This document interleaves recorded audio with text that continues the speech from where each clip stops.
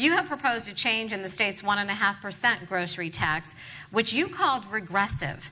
Tell us specifically what your plan is when it comes to the grocery tax, and more importantly, perhaps, how would you make up for that huge shortfall in tax revenue in Richmond? Yeah, thank you for the question. And I would say it's not a huge shortfall. And let me explain to you why that is. The grocery tax is very regressive.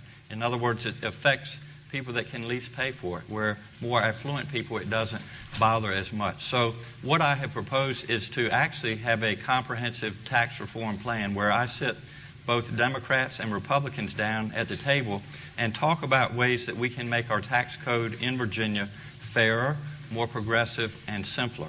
And so we could look at options such as phasing out the food tax for those that live below the poverty line. So in other words, it's not going to be for all Virginians. It's just going to be for the ones that make it or that it's regressive for. So it's not going to be a tremendous burden, especially if we phase it out, let's say, over 5 years. So there are ways to do that.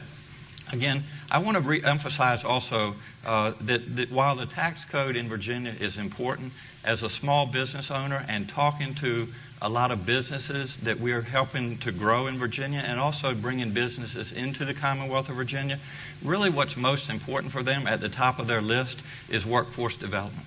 They want to make sure that Virginia is able to train the future workers for the jobs of the 21st century. And that's why we have placed so much focus on the STEAM-related areas, making colleges and universities more affordable, and the G3 plan that I talked about for community colleges. Mr. Perry. Well, we were told 3 weeks ago there'd be a comprehensive tax plan, then 2 weeks ago, then a week ago. I think it is important to put the details out there.